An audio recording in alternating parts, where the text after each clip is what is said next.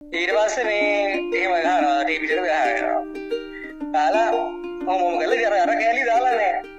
ඒක මොකුත් නෑ. ඊට පස්සේ ඒකට කමෙන්ට්ස් දාගෙන යනවා ඒගොල්ලෝම සෙට් එකක් දාගෙන ඉන්නවා. ඔව් වැරදි.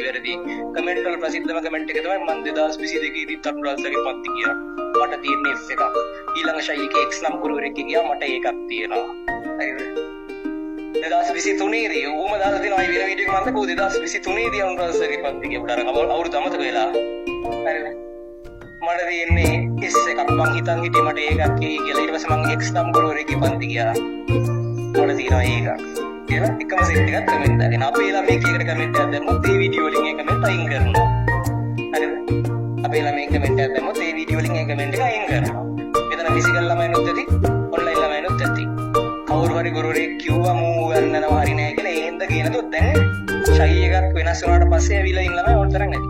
27ට ඔයාලගේ නංගිලා මල්ලි ඉන්නවනම් මේ කියන්න මොකද මේකට විරුද්ධව ඉතින් අපි ඒවට කමෙන්ට් දැම්මත් ඒවා අයින් කරනවා. එතන ඔයාලා ගිහින් දැම්මත් ඒකට කමෙන්ට් එක අයින් කරනවා. 27 ළමයින්ට දෙන්නේ ඒව ඇක්ස් කරනවා. එහෙම කරනවා. ඔය මොනවා කරත් ඉතින් මේ හෝල් එක තියෙන ළමයි ඉන්න 27. ඒක තමයි. හරි නෑ මේ බොඩු වෙනවා. එළිය හදාගෙන යන්නේ. චාටර් වැඩ. අර ඉතින් මෙච්චර කාලෙක ඒගොල්ලෝ චාටර් වැඩ කරගෙන ඒගොල්ලෝ ටොප් කරගන්න පුළුවන් මොනෙත් නෑ.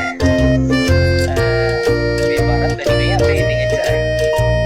මේ නිකන් කිව්වේ මෙහෙම දේවල් දැන් වෙනවා කියලා. හරිද?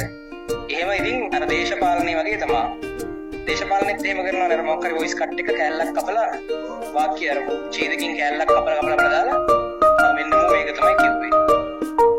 කියලා එහෙම දානවනේ. ඒ වගේ තමයි මේකෙත් දැන් කරගෙන යන්නේ. ඒකේව එහෙම කරනවා.